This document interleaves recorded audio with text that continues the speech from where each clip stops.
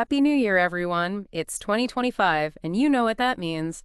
A whole new year of crypto craziness. But seriously, I bet you're wondering what's going to happen with all these crypto laws and regulations, especially with how much they seem to be changing. Well, today we're going to dig into all of that.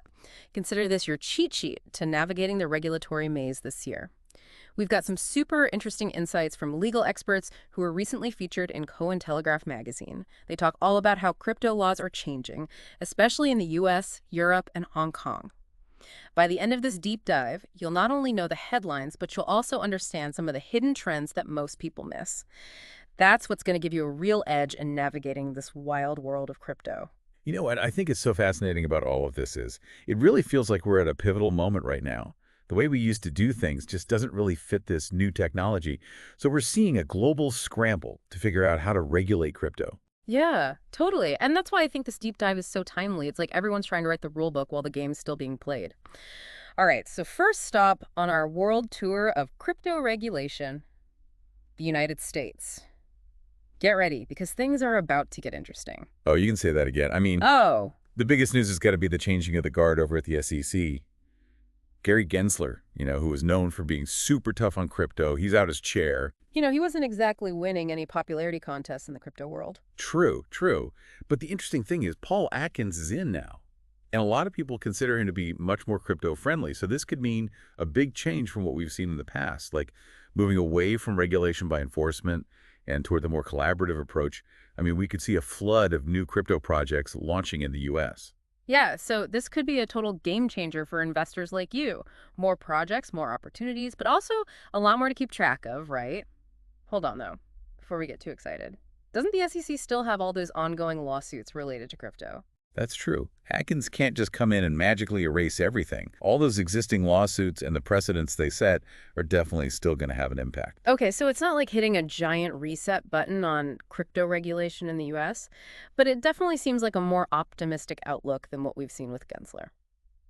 All right, let's hop across the pond and see what's happening in Europe. They've been making a lot of noise with their MICA regulations, right? Yep, MICA, the Markets in Crypto Assets Regulation. It's basically the first comprehensive framework for the crypto industry anywhere in the world. Now, on the surface, it sounds like a really good thing. But, and this is where things get interesting, I'm all ears. MICA is supposed to create this stable and transparent market for crypto, right? Yeah. But some people are saying that it's actually pushing businesses away. Really? Yeah, it seems that the regulations are so strict that some companies are actually choosing to move their operations outside of Europe, which has raised a bunch of concerns about whether MICA might actually be stifling innovation instead of promoting it.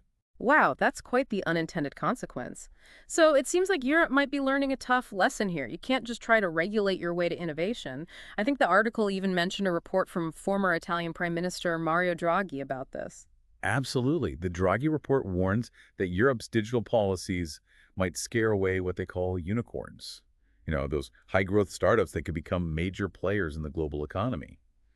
So, if you're even thinking about investing in or working with European crypto companies, this is some pretty crucial information to have. Yeah, it's a good reminder that these regulatory landscapes can change really fast. What seems like a sure thing today could run into a bunch of hurdles tomorrow. So MICA is definitely a big precedent, but it's not necessarily going to be a success story just yet. For sure. It's a real tightrope walk. I mean, Europe's really trying to find that sweet spot, where they can protect consumers, but also make sure that innovation isn't stifled. I guess only time will tell how it's all going to play out. All right, last stop on our crypto regulation tour. Hong Kong. They've been making it pretty clear that they want to be a major crypto hub. So what's their game plan? Well, Hong Kong's playing it a little more cautiously. They're issuing a very limited number of licenses for crypto exchanges.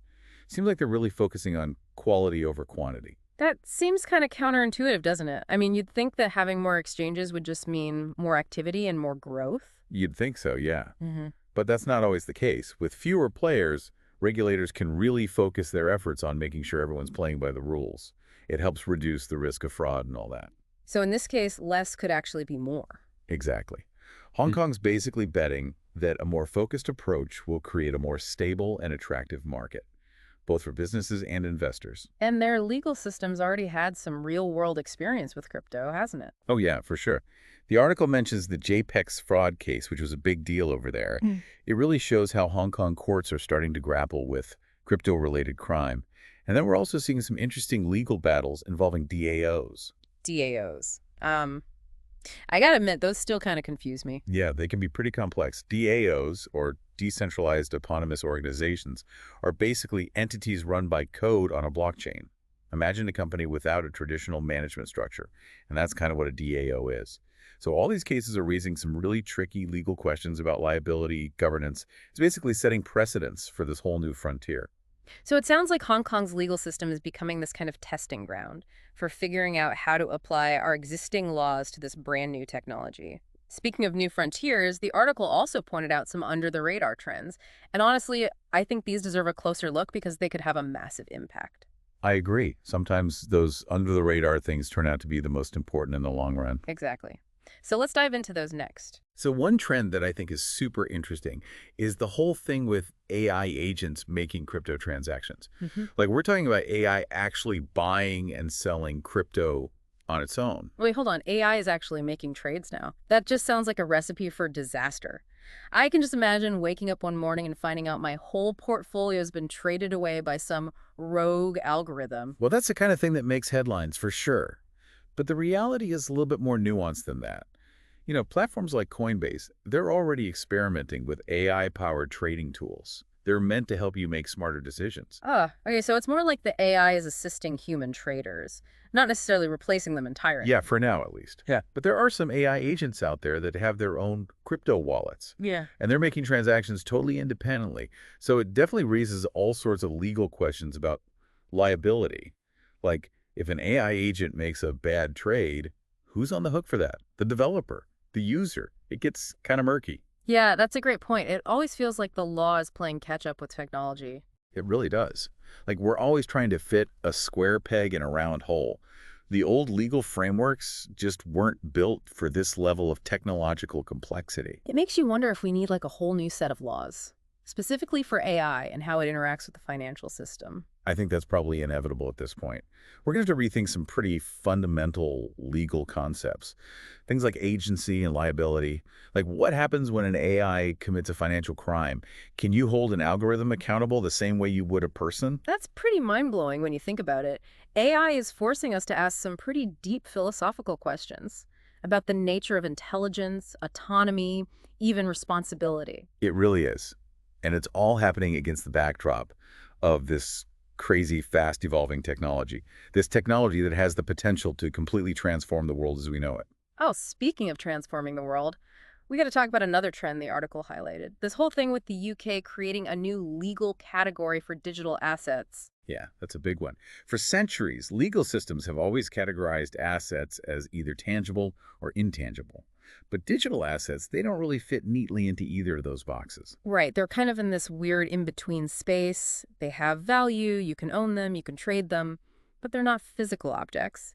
And they don't quite fit the traditional definition of intangible property either. Exactly. So the UK is basically recognizing that digital assets have some unique characteristics that need a new legal approach. This new category basically acknowledges their value, the fact that they can be owned and transferred, and the fact that they need legal protection. So it's like the UK is saying out with the old, in with the new when it comes to digital assets. But what does that actually mean in practical terms? How does this affect, people like you and me who are involved in crypto? Well, it's still early days. I mean, the whole thing's still pretty new. But the hope is that this new category will bring more clarity and certainty for everyone working in the crypto space. Businesses, individuals, everyone. It could have a major impact on things like taxation, inheritance, even how disputes are resolved, potentially making the whole system much more efficient. So it's not just some philosophical debate. This has some real-world implications for how we interact with crypto. Do you think this is going to shake things up on a global scale? I think it could, yeah. I mean, the UK is often seen as a leader when it comes to legal and financial matters, so this move could definitely inspire other countries to follow suit. We might actually see a more harmonized approach to regulating digital assets around the world, which would be a huge win for the crypto industry as a whole. So it's like the UK is setting a new standard. And challenging other countries to rethink their approach to this whole new technology. Exactly. And it's not just governments that need to adapt. Lawyers, judges, accountants, everyone involved in the legal and financial system, they're all going to need to wrap their heads around how digital assets work and how they fit into the existing legal frameworks. It's like we're all going back to school to learn a whole new language. I love that analogy. It's Yeah. a massive learning curve for sure. But it's also an incredible opportunity to be right there at the forefront, shaping a new legal paradigm for the digital age. It's definitely challenging, but super exciting at the same time. Okay, let's zoom out for a second and look at the bigger picture. We've talked about the US, Europe, Hong Kong, each with their own approach to crypto regulation. Are there any other regions we should be paying attention to? Asia as a whole is super active right now. Countries like Singapore and Japan are really being proactive, trying to create these regulatory sandboxes that encourage innovation while still making sure investors are protected. So, this isn't just a Western thing. Crypto is a truly global phenomenon. It's interesting how each region is taking its own approach. It's almost like a giant global experiment with different models of regulation. Totally. And we can't forget about Latin America either. Countries like Brazil and Argentina are seeing massive adoption of crypto, driven in part by economic instability and a lack of trust in traditional institutions. Yeah, that makes sense. When people lose faith in the old systems, they start looking for alternatives. And crypto, with its decentralized nature, it offers this sense of control and freedom that can be super appealing. For sure. It's like crypto is presenting a whole new vision for how money can work, one that's more accessible and less reliant on centralized power structures. Okay, let's bring it back to our listeners for a minute. With all of these developments happening all over the world, what does it all mean for someone who's thinking about investing in crypto, or maybe even working in the industry? The main takeaway here is that the legal landscape is constantly shifting. What's legal today might not be legal tomorrow. So staying informed is absolutely essential. So, subscribing to reliable news sources, maybe even talking to a lawyer who specializes in crypto, those are probably good ideas. Definitely. Knowledge is power, especially in a space that moves as fast as this one. Now, let's do a little thought experiment. With the US potentially becoming more crypto friendly and Europe pushing ahead with MICA, do you think we might see a power shift in the crypto world, like from east to west? That's a really interesting question. It's definitely possible. I mean, the U.S. has always been a global powerhouse when it comes to finance and technology. If they really embrace crypto, they could attract tons of investment and talent, potentially shifting the balance of power westward. But Europe, even with the pushback against MICA, they could still end up setting the global standard. Yeah, that's true. I mean, for all its flaws, MICA is still the first comprehensive framework of its kind. Other countries might end up using it as a blueprint for their own regulations. So yeah, the next few years are going to be crucial in determining which approach ends up winning out. It's like a global race to define the future of finance. It really is. Hmm. And the winner might not be a single country or region, but rather some kind of hybrid model that takes the best aspects of different approaches. A global melting pot of crypto regulation. We'll definitely need to do another deep dive to unpack all of that when it happens. But for now, let's turn our attention back to the US and that whole development with the Chevron deference doctrine. Okay, so for anyone who's a little fuzzy on the details, what exactly was the Chevron deference doctrine? And why should we care about it in the context of crypto? Yes, so basically it was this legal principle that said courts should defer to a federal agency's interpretation of a law, even if it wasn't the only way to interpret it. As long as the agency's take was reasonable, the courts were kind of supposed to go along with it. So it sounds like it gave those agencies a lot of power, maybe even too much power. Well, a lot of people in the crypto world would definitely say so. Yeah. The SEC, especially under Gensler, used this doctrine to apply all these old laws to this brand new technology. And a lot of people saw that as a way of, holding back innovation. So now that it's been overturned, does that mean it's like a free-for-all for crypto in the US? Well, it's not quite a free-for-all, but it definitely levels the playing field. The courts now have more leeway to interpret laws related to crypto independently. They don't have to automatically side with the SEC's view. So we could see some more crypto-friendly rulings coming out of the courts, which I'm guessing is good news for anyone who's into crypto. Yeah, definitely. It doesn't mean the SEC is out of the picture completely, Yeah. but it creates a more balanced legal environment, which is something the crypto industry has been wanting for a long time. Okay, so let's recap for a second. We've got a potentially more crypto-friendly SEC, a new legal category for digital assets emerging in the UK, AI agents making trades, and Europe trying to find its footing with MICA. That's a lot to keep track of. It is. It's a lot. And Honestly, it's all incredibly exciting to watch unfold. What we're witnessing is a global struggle to figure out how to deal with this new technology. It's not just about coming up with regulations, it's about rethinking some really fundamental concepts of law and finance. It's like we're being forced to upgrade our whole operating system for the digital age. Uh-huh, that's a great way to put it. We're having to rethink everything. Property rights, the definition of a person in the eyes of the law, everything's up for grabs. And we can't forget about the implications for the future of money itself. I mean, we've got central banks all over the world developing their own digital currencies, CBDCs. How do those fit into all of this? Yeah, CBDCs add a whole other layer of complexity to everything. Some people see them as a threat to cryptocurrencies, because they're government-backed and could be used to control how people use their money. Yeah, the idea of governments having even more control over our finances, not exactly my favorite thing to think about. I hear you. But there are also people who see CBDCs as a potential gateway to mainstream adoption of digital currencies. The idea is that if people get used to using digital euros or digital dollars, they might be more open to using things like Bitcoin or other cryptos. So it could actually end up being good for the crypto ecosystem in the long run. That's one possible outcome. It all depends on how these CBDCs are designed and implemented. Yeah. Are they going to be privacy focused? Will they be interoperable with other digital currencies? These are the big questions we need to be asking as this all plays out. It really does feel like we're standing at a crossroads. And the decisions that are made in the next couple of years are going to have huge consequences down the line. That's exactly how I feel.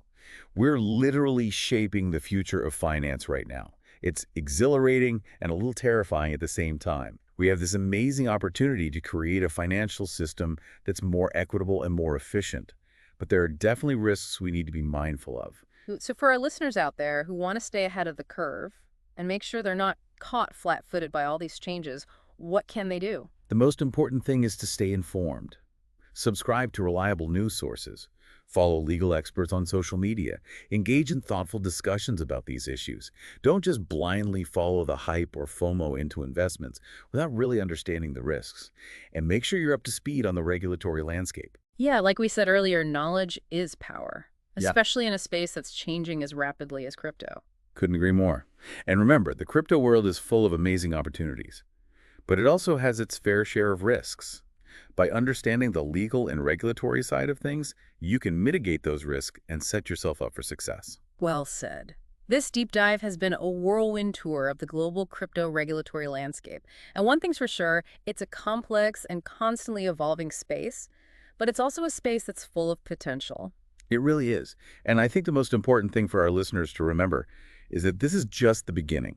The story of crypto and its relationship with the legal and financial systems is still being written. It's an exciting time to be a part of it all, and we're so glad you could join us on this journey. We hope this deep dive has given you a better understanding of the forces that are shaping the crypto world in 2025 and beyond. Remember, the future of finance is being written right now, and we all have a role to play in shaping it. That's a perfect note to end on. Thanks for joining us on this deep dive into the wild world of crypto regulations. We'll be back soon with another exploration of the topics that are shaping our future. Until then, stay curious, stay informed, and stay ahead of the curve.